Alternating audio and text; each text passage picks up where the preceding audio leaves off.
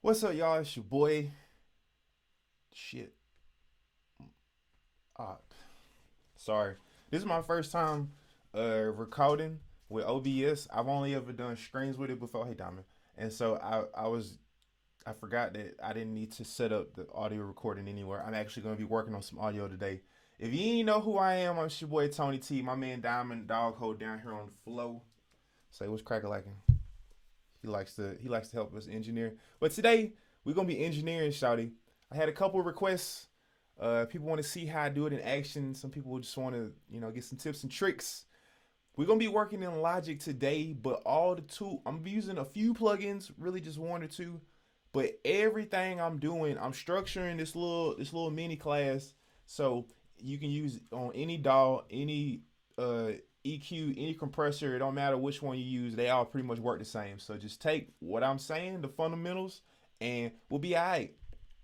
We're gonna be mixing and mastering an upcoming song I got. So first off, shout out Hero out there in Netherlands sent us this beat today. It's that Krenak. If you ain't know, you gonna hear it in a second. And shout out Wes, who kind of pushed me to make some videos like this because he really wants to see how I get down with the mixing and the mastering.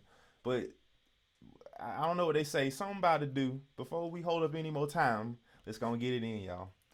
So here in this track, I like to go. I like to go name all my uh such and suches, all the tabs before I get going. And I do this because when I'm mixing and mastering, I don't want to have to think about what's on the actual song. I just want to mix and I just want to get the mixing in that bitch. Another thing I done did before y'all got on, this the song's up here by the way. I've already recorded everything, and this is the instrumental. So shout out my dog Hero. Go shout him on the ground. But one thing I do before I really jump off in the mixes is I put this little plugin called Relay on. Y'all gonna see me kind of touch on this, but just ignore it. All this really is it's feeding a signal to my visual mixer. Again, don't be too scared about none of that. I know you probably ain't got this. I'm not trying to do a commercial for Isotope. I'm just not trying to go back to the regular way for this shit. What y'all can do is all this is a fader and the pan right here, and it's gonna be doing it. You'll see it in a second. It's the same thing on y'all's system. So don't fret about what you seeing. What you fretting about, Bubba? Before we dive in, light of my blunt. Shout out Country Boy Kush. Shout out to Crunkle, keeping your boy lit. Shout out Swisher. I'm just shouting everybody. That's my first time I got shout out everybody. Shout out everybody in America that be sending your boy swishers, keeping me up, burning the midnight oil, y'all. But anyway, the very first thing I like to do when I'm working on my mixes, and I mean like this is I learned this when I was back making house music, but it's pretty universal I see for most genres. I start with the kick, no matter what. Huh, brother? Hold on. I want you getting set. I want you getting settled. So I start with the kick. I go and single that bad boy out. It's probably best if you actually just mute everything else. Before I do that, I need to put my visual mixer in. I know you probably ain't got this shit. Don't worry about it. Don't worry about it. It's okay. It's all gonna come together. Ignore what I'm doing in here. I'm just getting rid of some things I don't necessarily need in the moment that's in our face. Ad libs, audio. I think that's it. Okay. So what I'm gonna do is I'm gonna mute everything. This is how I do it. Her. I'm gonna mute everything except the kick because the kick is kind of what it sets the tempo obviously, but when you mix in, you want everything to kind of sit around each other, and the kick kind of sets the tone for that. Because something is gonna be higher than the kick, something is gonna be lower than the kick, but the kick is usually the most defining present, however you want to put it. I need it. Hi hat, and we should be left with the kick. Nope. Now we got okay. Now we left with the kick. Everything's groovy. Again,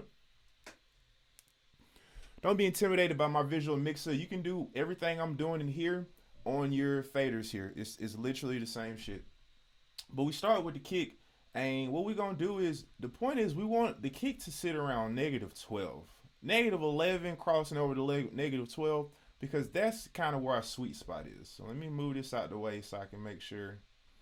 And when I'm mixing, oftentimes what I do is I'll go on and loop a section. Like you want to loop a hype section because you want all the instruments in it because you just want it to go and go and go.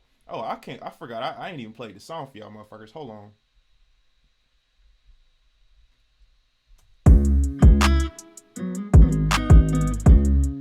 Hey, hey, yeah. Yeah, my boy with that shit like fire, boy. Y'all want to hear a little bit of the vocals? You know, you steady with the trip. Oh, it sound like shit. God, too much, too much. It don't sound like shit. I just got everything. All right. So this is what we gonna do.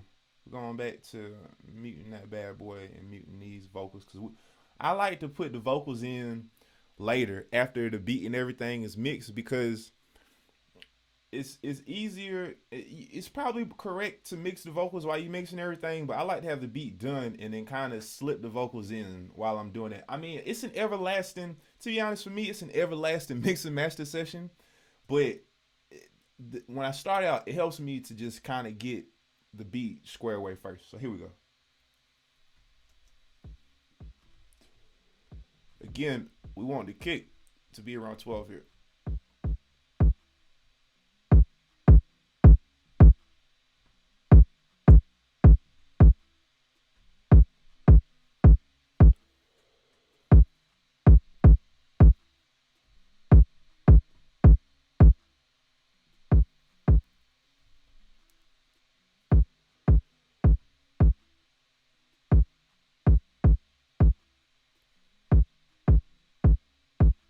There we go.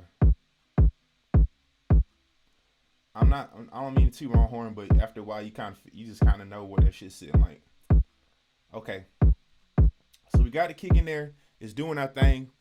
If you do have Logic, I recommend you putting yourself on a goniometer or a multimeter with a goniometer. First off, let me go and say this motherfucker if I kick myself later.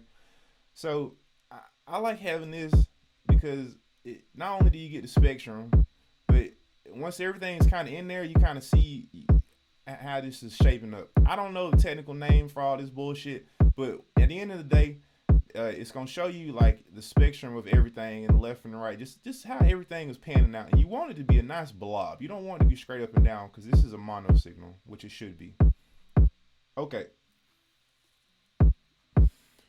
For me, we gonna do like a pretty swift mix here. I'm not gonna do nothing too in depth. I'm just gonna try to walk you everything. I always start with the percussion. I continue with the percussion. Obviously, we started with the kick. I'll probably slide on to something like the 808's gonna come in last when it comes to the percussion, and I'll show you why, because we're gonna get in with the compressor and the EQ a little bit to trying to break that down. And then the melody comes in after the 808 when the perks are already done, obviously. So let me move these up here too. I'm gonna move the snares up so it's in our face. A little organization. I was out there at my partner studio. Shout out H Crew Studio in Leicester, England. And they had a motherfucker going in before the mix engineer doing all the pre-engineered shit. I never heard of pre-engineered shit. I didn't think there. I all I know is to do everything. So I was just impressed that you can get to a level where a little motherfucker would do all this organization shit for you. But anyway, back to the mode. So next, I'm gonna bring in these claps because they're pretty. Okay. Oh.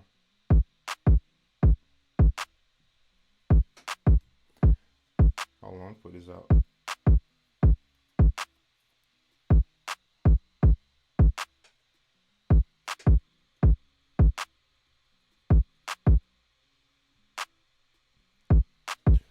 All right.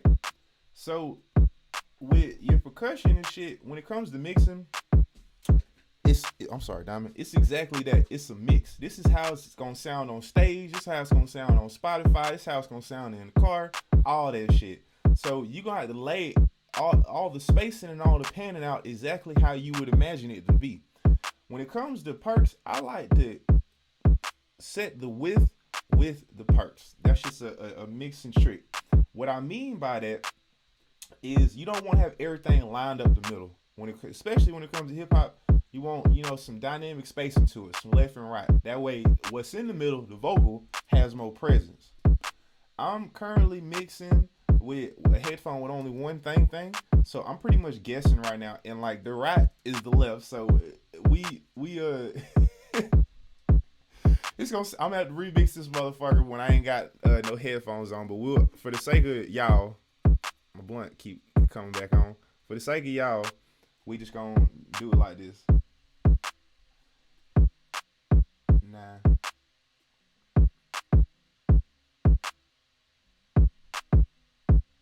Bring these snares in. The snares sometimes I don't mind sitting up the middle. It depends, but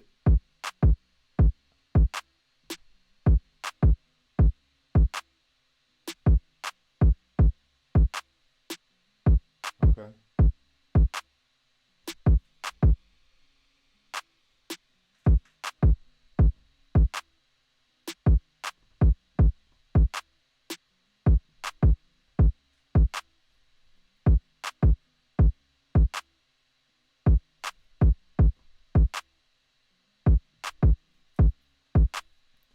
Now I'm bringing hi-hats in. I'm hearing myself. That's not good.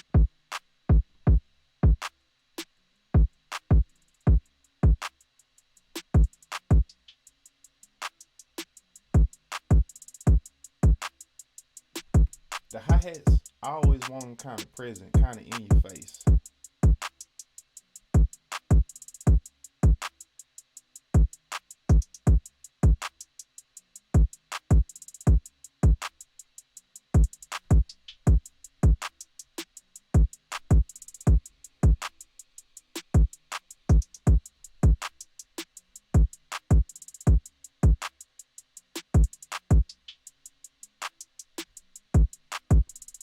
We grooving.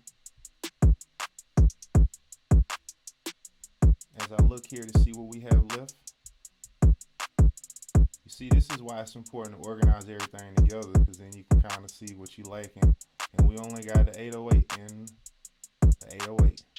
Hey, hey, hey, hey. Now this 808, damn, I really need to give me some new headphones now. This 808, you don't want to do too much.